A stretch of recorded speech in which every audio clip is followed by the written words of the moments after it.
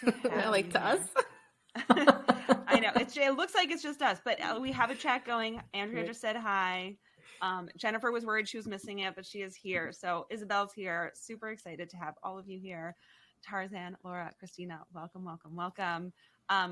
I'm so excited to talk about what's hot in copy. I mean, honestly, the real question is what's not hot in copy, truly, especially with this powerhouse crew. But we have a lot to talk about. I think right now, more than anything, I think people are always obsessed with copy because I think people want to sound like themselves, Laura, and people want their copy to sell, and people want to be like cool in their marketing and be values oriented. And I think most of us, myself included at times, just feel really freaking confused. Like, how am I going to put myself onto the page, so to speak, or the email or the content? So as we get into this, we're going to go through some questions that I'm going to ask all of you. And then to everybody watching, we have plenty of time to answer your questions because I'm sure you have questions. But for now, let's just do some intros so that we can all get to know each other, meet each other, and all of you can like really just tell everyone else who's here like what you're all about. So Tarzan, let's start with you. Oh, great. I was just in the chat accepting shirt compliments. As you should. If you think my shirt is funny, then we're definitely It's so sick. It's so sick. Search high and low to get this t-shirt. It's valuable. I also have the sweatpants. I like to wear them together. Oh my God. Okay, I'm Tarzan, and I write a newsletter called Emails But Better. I teach lately a lot about consent-based marketing. Yeah, that's really all I have to say. Hi. Great. Thanks for inviting me. Of course. Thanks for being here. All right, Christina. Hey guys, Christina Torres. I am a freelancer, solopreneur, and quiet quitter of my own business a few times. back on the scene.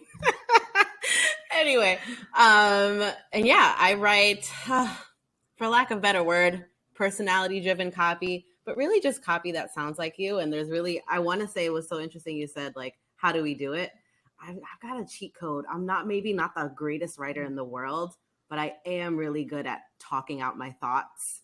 And so it's kind of the trick that I use for everything. So if you like blabbing, you can definitely write some good copy. So that's usually what I get people, the extrovert that introverts feel comfortable around. So we usually hop on Zooms and I just dig into their lives and we gossip a bit. And I'm like, ooh, that gossip is going to make a sexy sales page. And so that's really how we do it over here. And I'm glad to be here. Thank you for inviting me.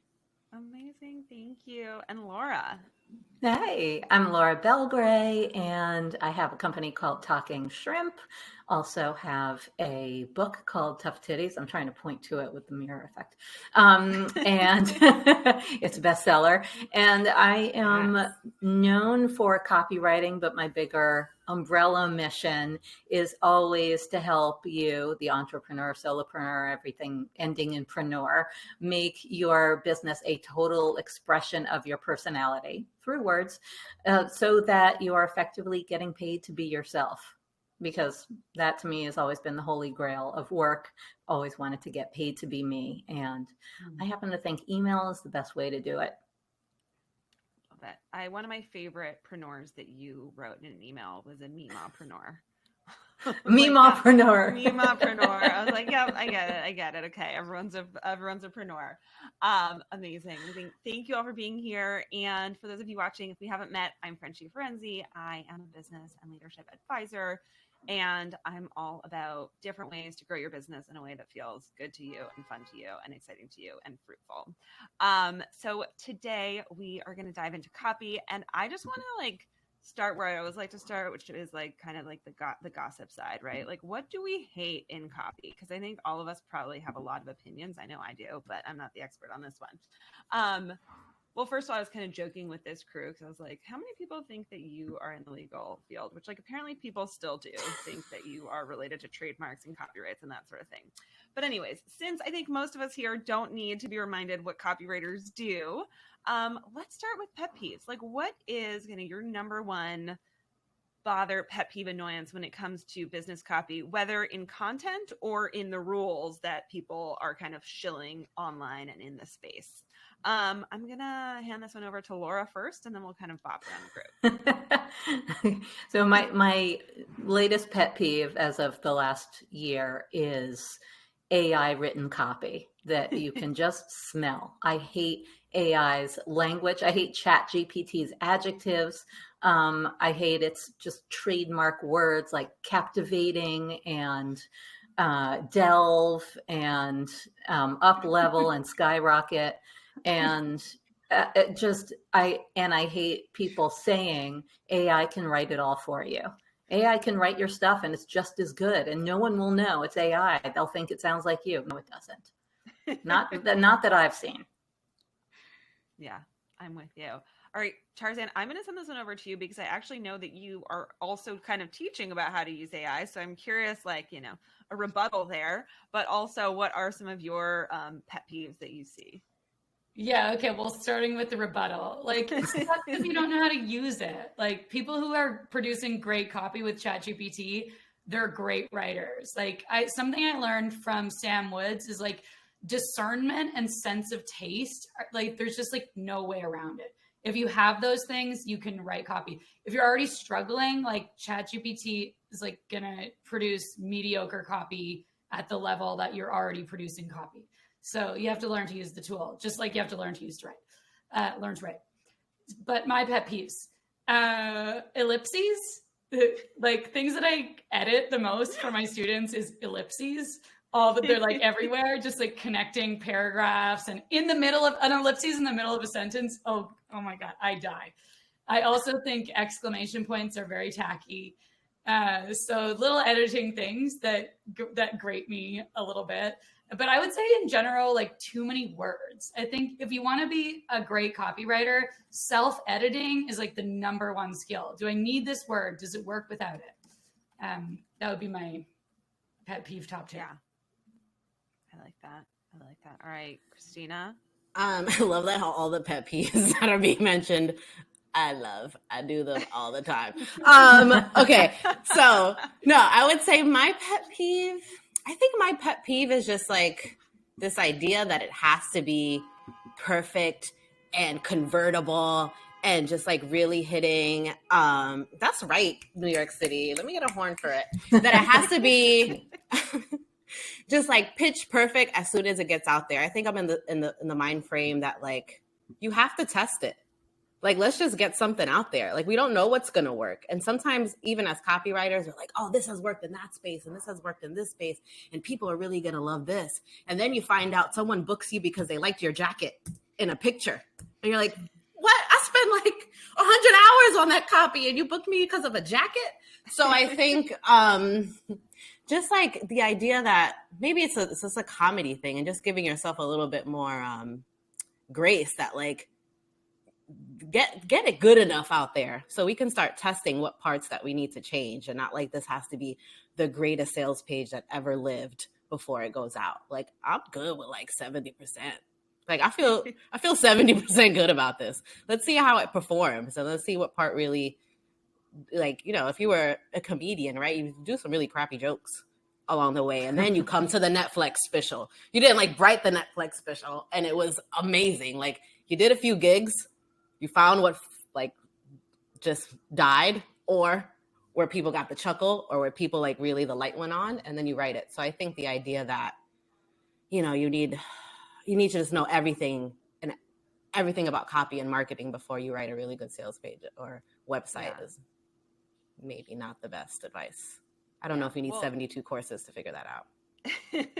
Right. I mean, in some ways, the worst copy, I suppose, is a copy that's never been written. Well, I mean, to a degree.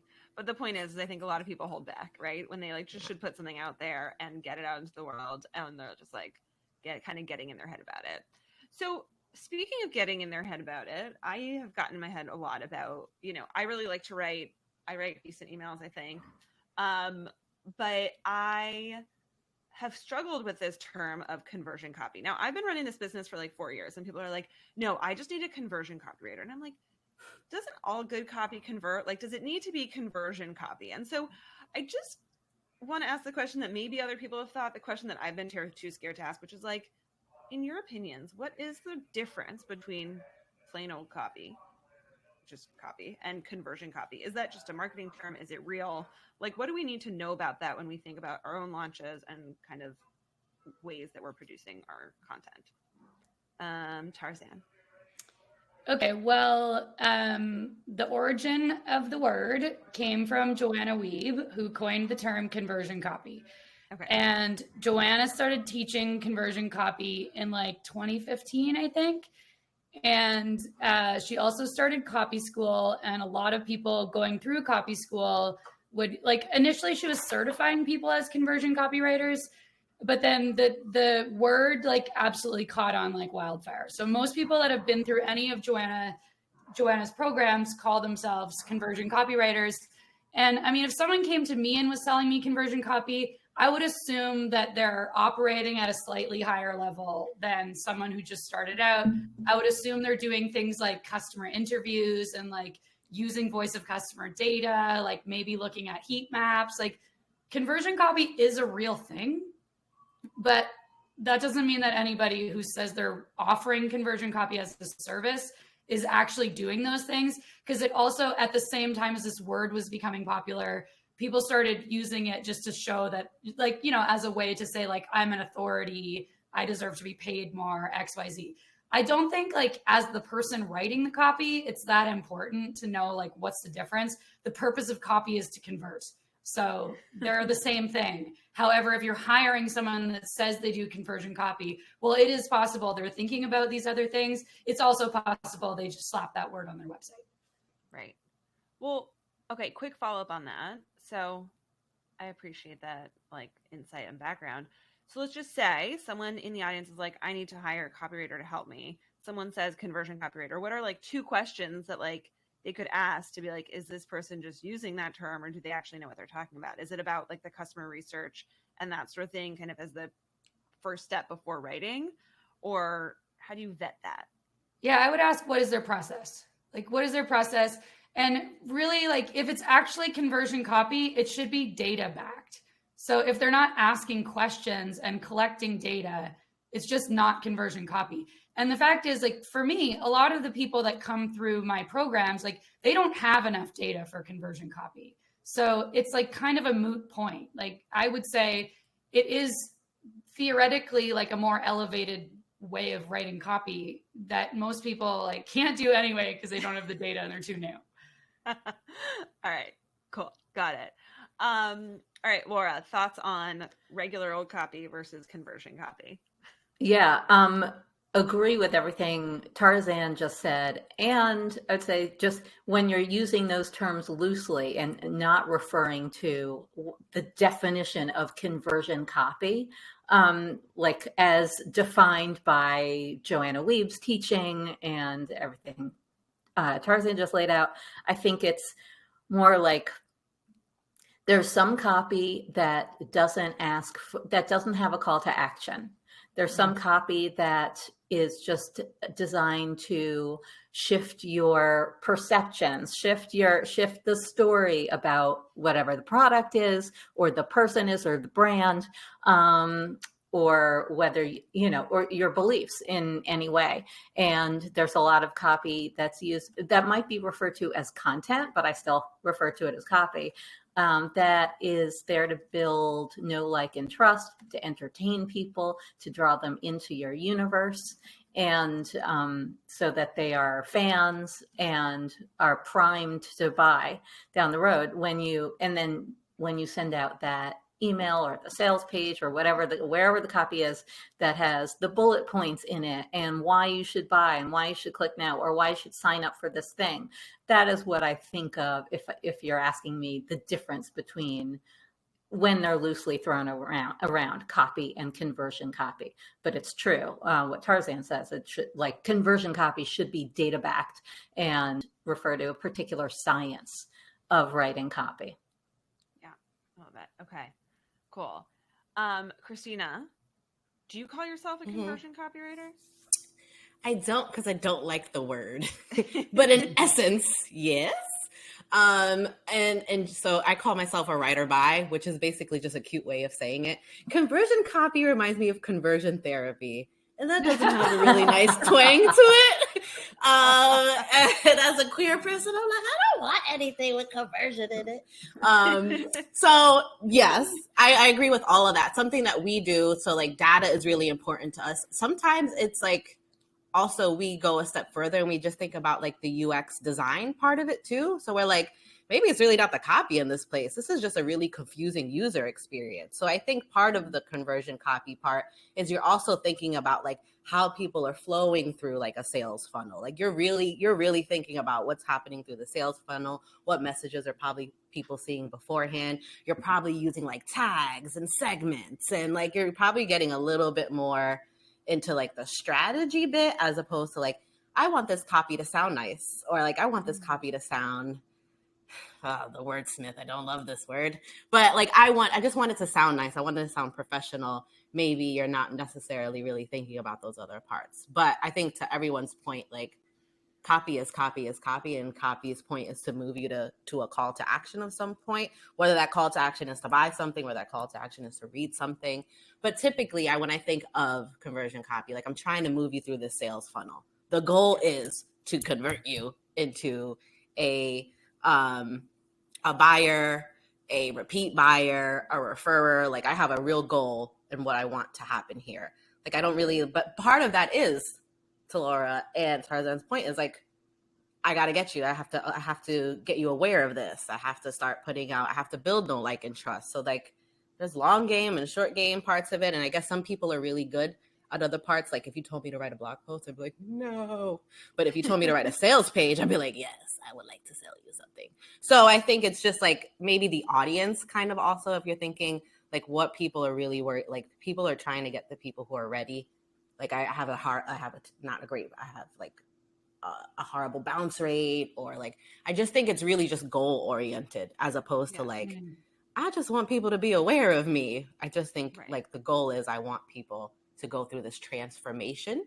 Which even I don't love that. Write or buy. I'm sticking with write or buy, but I think that's the difference. I love it. As you're talking, I'm like, I do think there is this idea of sometimes like the right copy in the wrong place, right? And so sometimes I think like people get really attached to certain phrases or sayings, and then it's like if you are sending something that should go to a really warm audience to a cold audience, it's not going to land, and so on and so forth. So there is this kind of like puzzle piece situation that gets to happen, which I think is part of from the copywriters I know, I feel like that's where it starts to get kind of fun for people, is when you get like a little bit nerdy and sciencey about like where do things go and like what lands at different moments in like the client journey. Okay. So kind of shifting gears, one thing that I didn't really like, that I think is always interesting is that everyone has their kind of specialties, right? So, when I redid my website, I hired a web copywriter and she was like, oh no, I don't do sales pages. And I'm like, wait, why? Like, I don't really, like what's the thing? But I'm really curious, for each of you, and I know that there's a lot of email in this room, and we're going to talk more about that. But when you think about what is your kind of like silver bullet or your thing that makes your words stand out, that makes your copy stand out, that makes you stand out as a real expert in what you do, what is your, I mean, obviously don't tell us your secret sauce for free, but tell us a preview of your secret sauce for free. So curious to hear kind of like what makes you in this copy space, and why has that worked for you? I'm like, where do we begin? Who wants to just jump in on this one? I don't like calling on people. Start. All right, go. I think my secret sauce, and I'm happy to give it away for free, because it's not that instant, is telling great stories and writing in a way that is honest, full of original detail, my voice, or if I'm helping somebody else with their copy, their voice, and writing that says Chat GPT could never. And I know, Tarzan, like, I get it. Chat GPT can help, but it's not going to write that for you. That's the stuff that Chat GPT cannot come up with. Your lived experiences, your point of view. I always put point of view and personality into all my copy. And I think it makes people not just relate to me, but feel seen. Yeah. All right. I love that. Yes. It's like really bringing you into it. one question I have, and then we're going to come back to this one, but one kind of follow-up to that I have is like, one of the things that I've struggled with at times, and maybe it's because Christina, when you talked about like babbling and like getting somewhere, like I feel like sometimes my emails are like that. When you're writing other people's copy, like, or when you have, I know you don't really do that at all anymore, but like, how do you put on someone else's voice? Like, how do you chat GPT their voice as a human? What do you need from them to be able to do that effectively? Are you asking me? I thought you switched to Christina, right? Oh, no. Sorry. I mentioned Christina. I was asking you, Laura, but we can kind of ask the room and then go back to Silver Bullet. Oh, me. Okay. Sorry. Keep going. Okay. I have I don't do that anymore. But when I like in Shrimp Club, if I'm working on something with somebody, or, when I was doing Power Hours one-on-one writing in real time in a Google Doc, I would have my clients fill out this Google Doc all about what they did, what they would say they do if they didn't care what anyone thought, and put in all kinds of copy about all kinds of information that they didn't know was copy about their ideal customer avatar and their like why this person needs what they have and all that, everything that they put down, not caring, like not trying to make it good copy, was right in their voice. It's gold. And every time I do this in the copy cure, for instance, people submit their copy and they have to write all about their ideal customer avatar. And the stuff they write in there, as opposed to the copy they submit, is where the gold is. I'm like, This is the good stuff. This is in a voice, and it feels true, and it's full of original detail. And that's where I mine their voice from. Cool. All right. Thank you for answering that. Okay, back to our silver bullets. What are our superpowers? What makes us stand out? Tarzan, I'll send it over to you next. Okay, this is like so dreary, but authenticity really matters. And people can smell it. I love Laura's word, vulnerable bullshit. Like people can see that a mile away. But authenticity is really important. But the thing is like, in order to be authentic, you actually have to like really know yourself. And that's not even a business skill. That's a life skill. It's like part of growing up. So it's difficult to write interesting copy when you don't know yourself very well.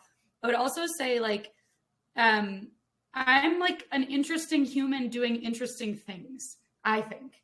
Like we all have to have a life outside of our businesses. And it's really easy to get eaten up by your business. Like I definitely did in my first few years. Like all I thought about was business, and my whole identity was wrapped up in being a business owner. And my emails, like my writing in general, got so much better when I got like out in the world doing interesting things, having interesting experiences that have nothing to do with business, and then integrating those like back into my writing. I think that's a big part of my special sauce, and something that's like entirely duplicatable by anyone. Right. Give yourself something to write about. Yeah. I love it. Christina, what is your what's your thing? I think I'm just really good at pattern recognition. And I don't know, I think that's just an innate talent. Is just, so I work with a lot of coaches and service providers and even some like product people who are really confused about like their approach or like their framework. And I feel like as I'm talking to them, I'm like, this is it. I got it. So, because that's a part that is really intangible. Like for people who are service providers or coaches, like they're like, I don't know how to explain what I do. And I'm like, you just did it. We just talked it out. So I think, first of all, to Tarzan's point, that authenticity, I don't really know.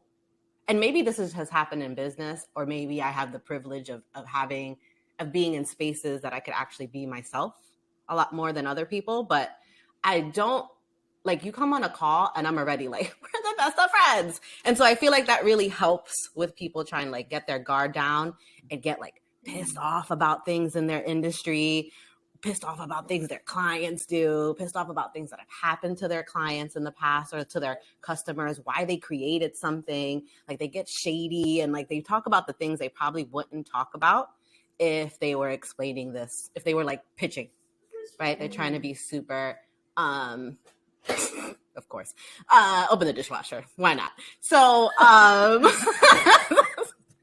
anyway, so I think that part of it is helping people come with the framework, being really authentic when we're having that chat, not trying to be super like suited up. This is business time. Tell me about your things. And I just think people are, maybe I just attract people who are a lot better verbal processors. So I'll get the form and I'm like, all right, I see where I got to drag some things out of you because you're not, this form's not forming. So we have to, even as cute as I could get. And some people are really good.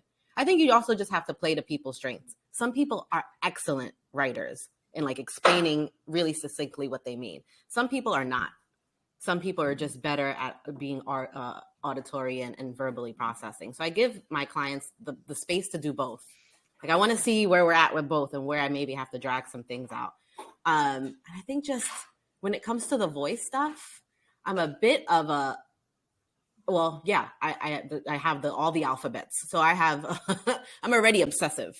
So I'm like, I'm going down rabbit holes. Like, it's really like, it's a little like, wow, Christina, that's pretty stalkerish. Before you even come to the call, I'm already pretty obsessed with you.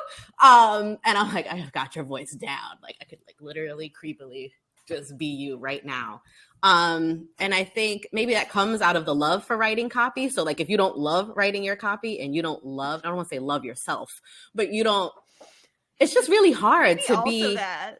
Also that. Maybe it's you don't love yourself. And write copy that like yeah. really, sells people on you. I think for the most part, and yes, I probably write copy for things I want to buy. Like, so very, very often I'm like, I want that, what you're selling. I want it. Let me know when it's live or let me know let me know how I can promote it. Or I know people in my life, this would change their life. So I don't know if that's the greatest business model, but it works for me. It helps me really pump out copy. It's like, I'm really excited about what these people are doing. I think they're brilliant. So even if they don't, who cares? I'm going to make sure they look that way and their product looks that way. And then, yeah, it's really, I think, yeah, those are kind of the ways, and just really binging and listening to your voice. Like your voice exists. It's just like getting people to like the parts of their voices or understanding what parts that their audience likes. That's another part. It's not about you. Kind of. It's not about you. Like at all. So like, what are the parts that even your people are saying, or what are the parts that you say that really like light people up, that put a light bulb on? And I think when you're too close to it, or you're juggling, you are one of those preneurs and you're juggling the 17 hats in your business, it's really hard to get that focused and that nerdy and that obsessed about copy when you have like 17,000 things to do on your to-do list that have nothing to do with marketing. And so I think that's maybe part of it.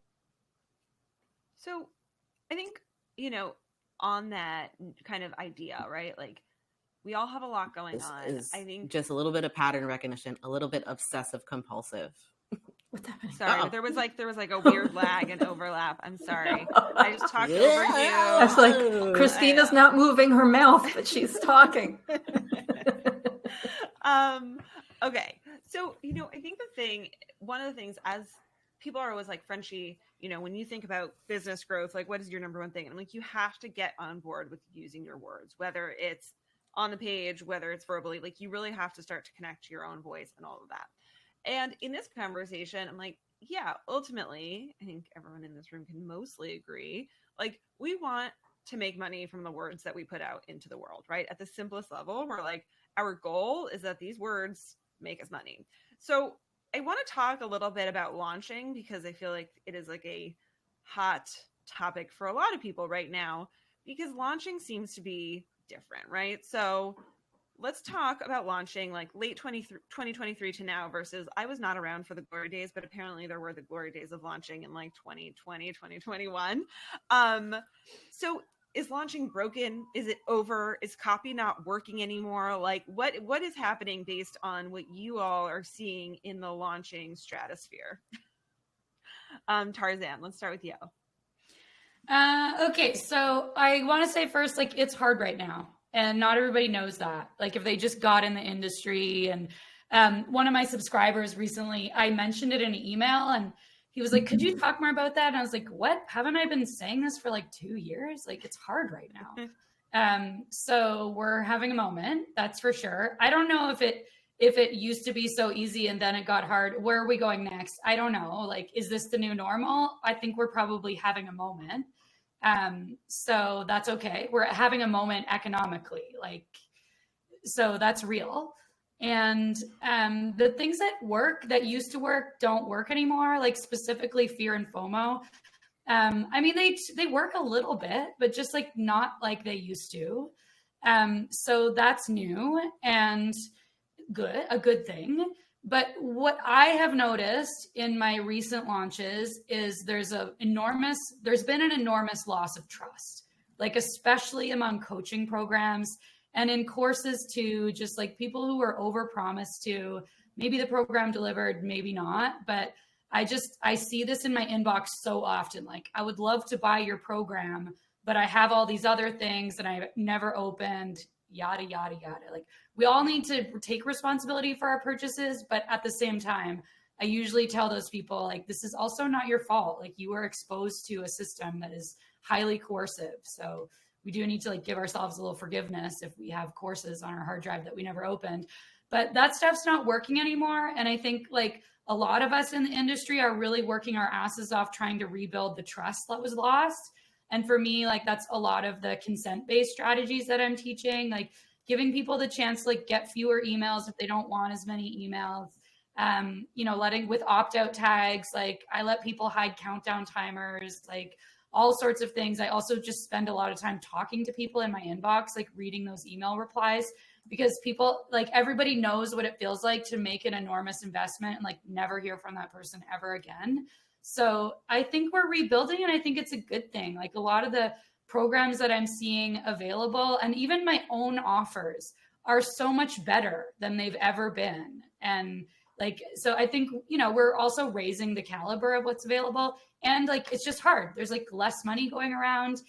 Conversions are lower. Like we all need to list build more, have a greater pool of customers if we want to have the same number of sales. Yeah. Cool. I love it. Laura, your thoughts on launching? Yeah. It is. I agree that it's hard right now, especially for those who are selling to an audience who is steeped in marketing, who are in the space. Like I have someone in my mastermind shrimp club who sells courses that teach you how to sew, like sewing patterns. And she's doing great because those people are not like up to here in courses. And so the course world has become a bit saturated. And I agree with Tarzan that it can be about making your offers better. I mean, that's never a wasted effort, making your offers better and listening to what people want and seeing what's missing and improving them.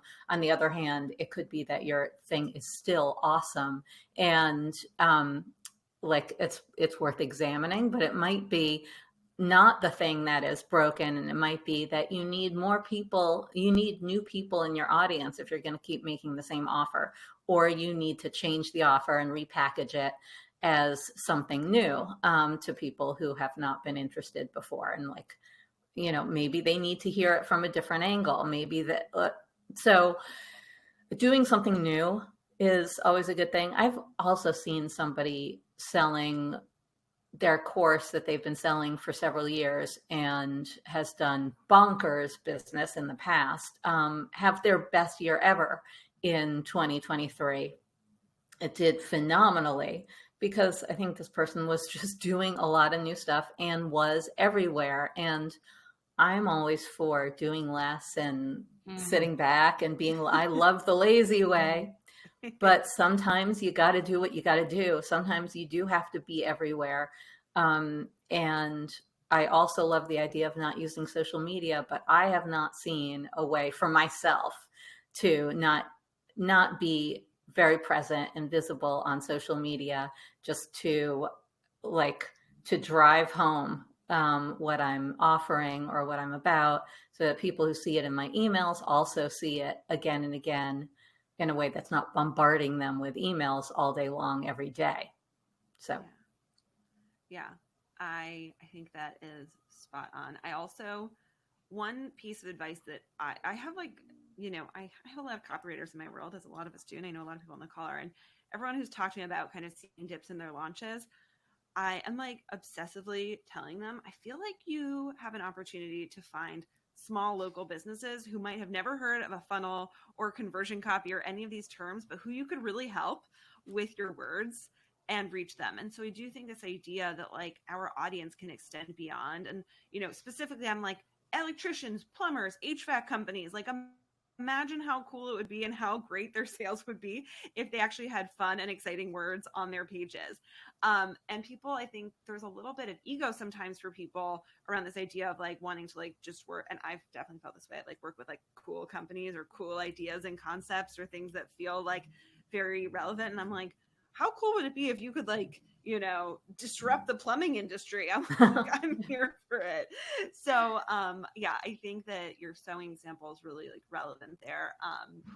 And just to kind of think beyond, like, who else can you connect with and reach that may not be part of this kind of like somewhat incestuous online space, I think is always a fun kind of place to play around in. Christina, tell us for you, because you're also doing, a lot of done for you copy for clients, which creates like a whole other layer of, I want to say, pressure, right? In terms of performance, because I feel like people get more in their heads when they're outsourcing that. What are you seeing for your clients' launches, and kind of what are you learning right now? Yeah, I think to Tarzan's point, so I was around during the 2020, 2021, 2022, even like mad dash, where it was just like everyone, and I don't know if we can curse here, so I'm not gonna.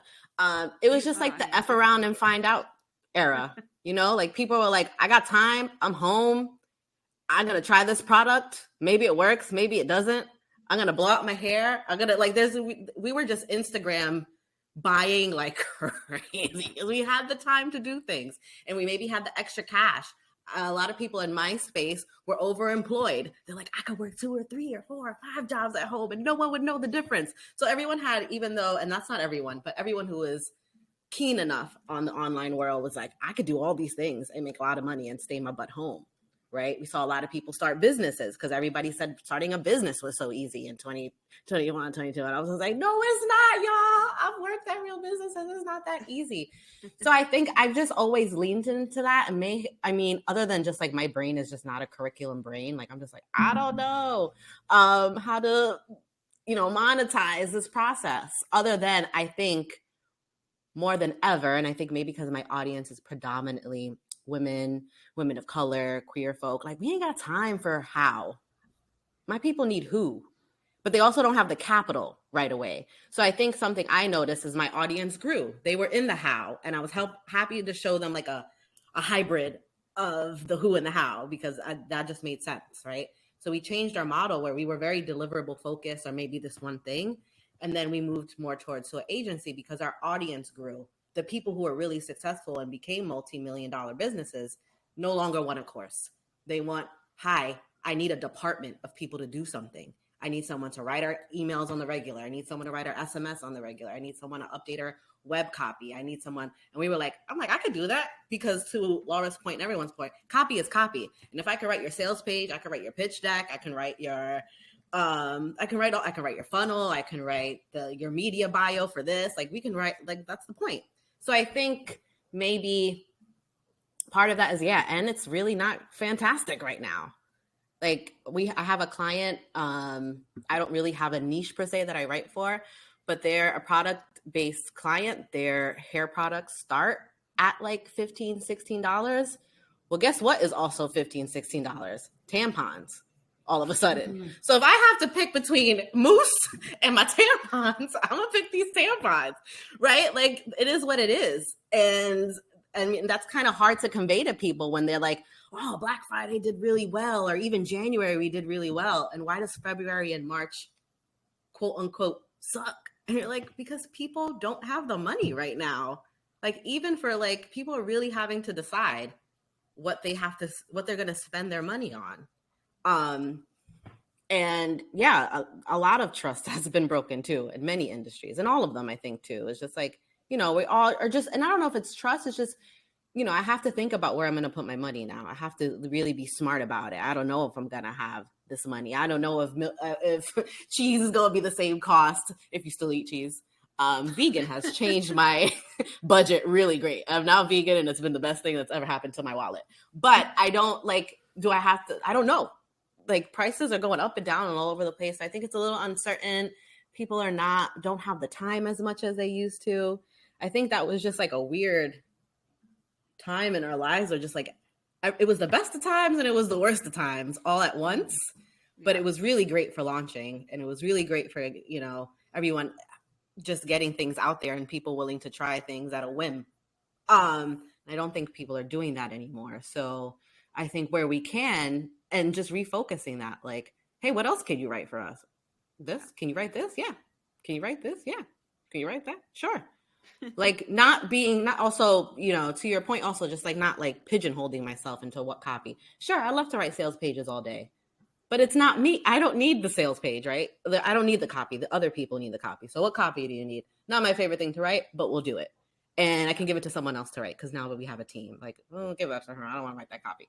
So we can do that too. And to your point, like, I just, the other day, I realized this lovely restaurant that I order from all the time, they just had a web rebrand. And I'm like, I want to start writing. They need emails. I should pitch this guy. I come in there every day. I literally am keeping them alive right now, I think, ordering from them nightly. I'd love to write their emails. Yeah. And I was like, I should put a little something on the board downstairs, because I live in a building where there's a lot of entrepreneurs, because we just live so far away from the city. That's the kind of town that I live in. So I'm like, I should put something, right? Just kind of maybe going back to basics and like, trying everything. If your sales are not doing great and things are not, like, don't freak out. Use this time to get a little experimental and be like, well, what else can we do? What else can we rack our brains? What else can we offer wise, our customer experience? Well, if we're not worrying about sales and deliverables, then maybe we need to worry about customer experience and offer elevation or something like that. Like, do something with that time. Don't like kind of cry in your Cheerios and hope that next quarter will be better. Like, use this time to maybe be creative. If you felt like all you've been able to do is hustle and sell and not be creative, and you've been fiending for that, then maybe try to do. Now's the time to do it if you're not doing all that. One of the things that I have been kind of thinking a lot about is this idea of like, what are the things that we can keep investing in, right? So like, money is always going to ebb and flow to some degree, just like, business cycles, the world, I don't even know. But there are certain things that we can keep that will always have long-term returns, right? And so like an email list has the long-term returns and benefits. Engaging with those people, for some people it's like press and PR, but like really kind of thinking about, okay, if things are not converting overnight right now for people, and, obviously putting aside the idea that sometimes you just need to like make money, and that's like one piece of the conversation. But if you have the runway, the flexibility to kind of like give it some room to breathe, like, I think that you can, to your point, Christina, like really start to get creative. Like, what else can I be doing and investing in to kind of like have that long-term success? Because I don't think, right, and to the question of like, is launching dead, is copy broken? I don't think that's the case. I think, Tarzan, kind of like you said, it looks like there's a little bit of a correction happening right now, and we need to like adapt and figure out what that is and how we start to stand out. So I want to roll into questions. Before we do that, I want to do like 3 words from each of you on like, if someone is going to do one thing today to kind of work on their copy deliverables, what is the thing they get off this call and you're like, go do this one thing right now? What would you tell people to do that is never a waste of time? Write a newsletter. Write a newsletter. Those are my 3 words. Love it. Laura, is yours the same? Yeah, it's same, but I would say write more emails. Write an email. That's a whole other conversation we need to have. I know. Newsletters versus emails. Mm-hmm. I love it. Christina, 3 words, 4 words. Tap your network. I think we're so used to like new people. I need to talk to new people. Why don't you just ask the people who already like you and know you and would want you to do well too. Totally. Okay, to our people who are here and watching, if you have questions for our crew, I have a couple that have already kind of piled up. But please drop them in the chat so that we can answer them. We have about 10 minutes to answer questions.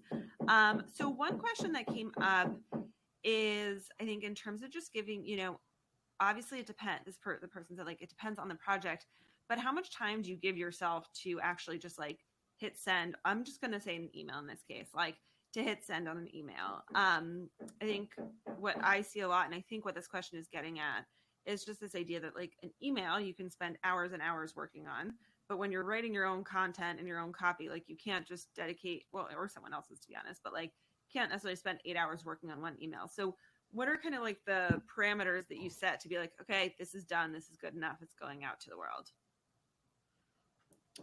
I mean, for me, if it's finished, if I have gotten to the bottom with an adequate sign off, and it's done, and I have to get it out, then I will hit send. I always send it through my assistant and have her load it for me, and she catches mistakes most of the time, so that's a good thing. But if I have only X amount of time to write an email and it's not finished in that amount of time, then I don't send it. Like I generally send 3 emails a week, and that's up to me. Like I don't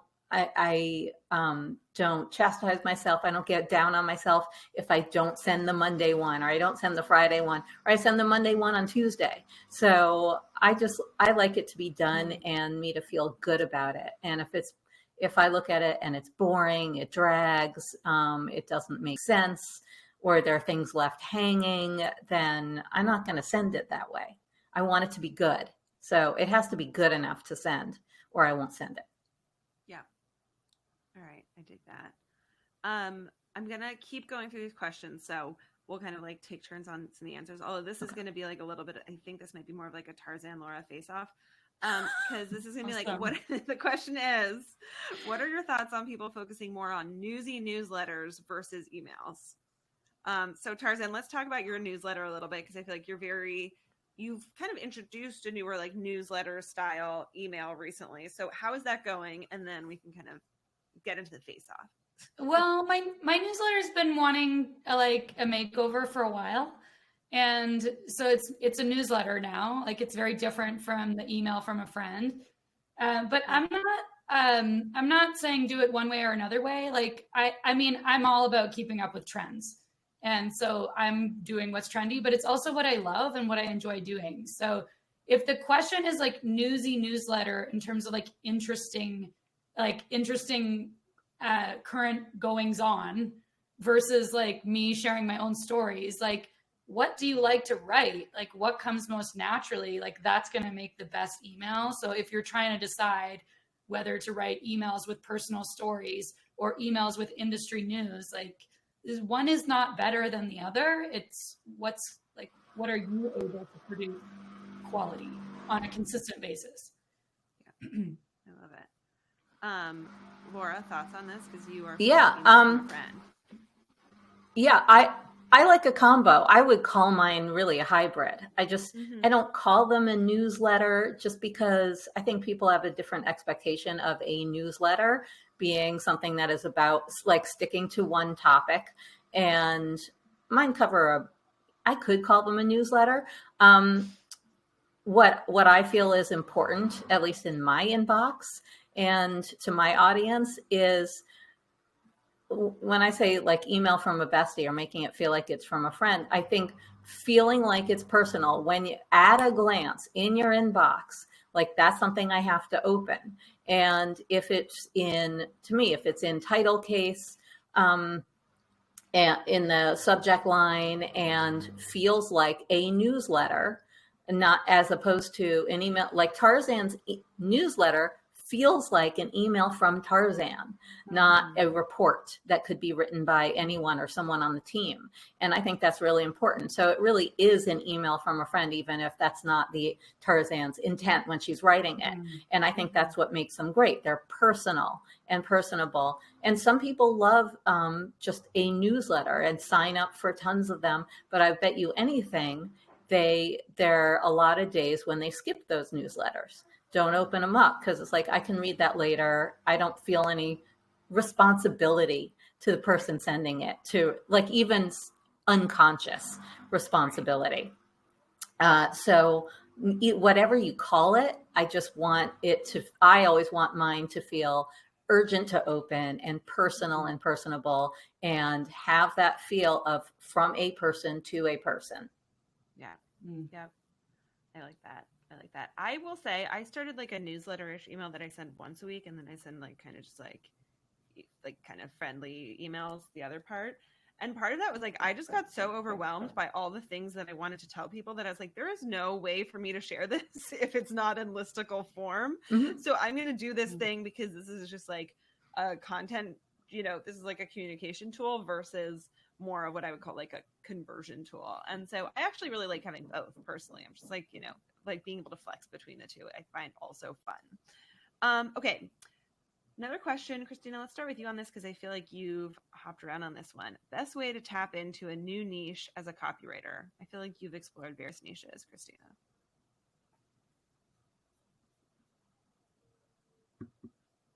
Wait, I don't hear you. Yeah. No? Okay. There you. Now I hear you. Oh, okay. I don't know. I think there's just a fun delay. Yeah, I think I just selfishly write what interests me.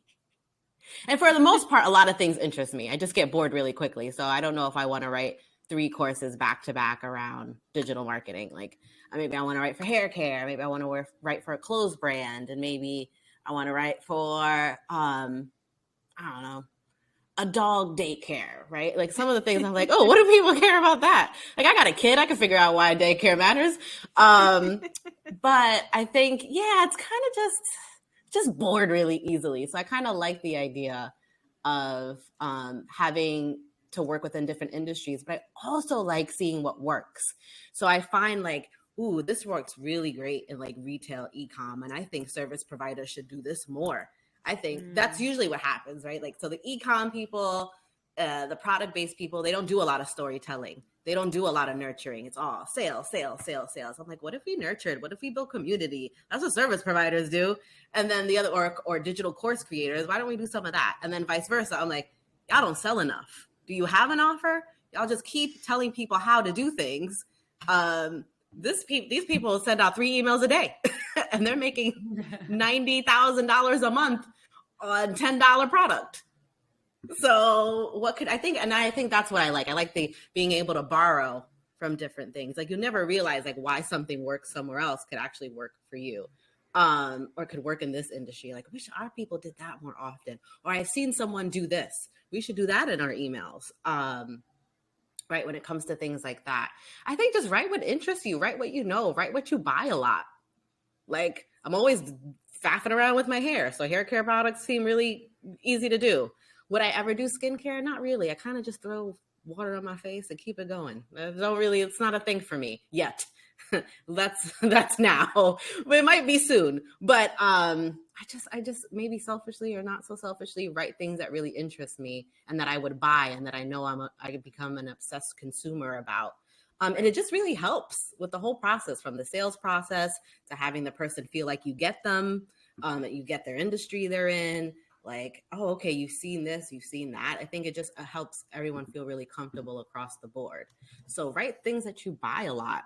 Or that like you find that, or the other way around is stuff that you hate, right? Like you're like, I really wish this industry would do this, for the love of Christ. Why are we not doing that? There's a gap here. There's an opportunity here. So I think those are kind of the things that help me bounce around niches. I think my niche is just, whoa. Oh, it's a phone call. They're cutting off your thank you speech. Yeah. No one ever calls me until I'm on a podcast or this. Or a panel. So I think, those are the things. It's really just write things that interest you and make it a lot easier. Like, why would you want to write? I know nothing about SaaS and I probably would never write anything about, I know how to use an app, but like, do I know the ins and outs? And do I want to help someone sell an app? Now, if it's an app for someone like me, who sucks at tech, and I'm like, I suck at tech, I'd be happy to help you with this. So like, Yeah, then I'd be into it. But I think that's the best place to lean into. Right. Well, what I'm taking from that is also as you try to reach new niches, right? Sending out cold emails and that sort of thing is not going to get you very far, but building relationships in ways that feel authentic, that show people that you care about what they're building and that you want to help them build it is always going to kind of like go further. And I think that's true across the board with all of us and what we're doing. I am the real time police. So we are at 12:59, which means it is time for us to wrap up. I know all of us have places to go. Thank you all so much for being here. Quickly, last thing, can you tell us and drop in the chat where people can find you, connect with you, and get on your email lists? Isabel, that's a really good question. Y'all are going to have to write emails about it. What is one thing you're excited about in the future of copywriting? You want us to go? We're going? Yeah. Well, no. Yeah. We're going to answer wrap up. You guys dropped your links in. To everyone watching, thank you. To everyone watching the replay, send over questions and connect with all of us on the Instagram or email. Thanks, Frenchie. Oh, Thank I just you. put in. I just put in a totally nonsensical link in the chat. I meant to make it Instagram.com/Laura Belgray. Okay. It'll be in the replay. So. All the links will be there, and everyone's. Okay. So we'll have all perfect. All right. Bye, everyone. Thank you, everyone.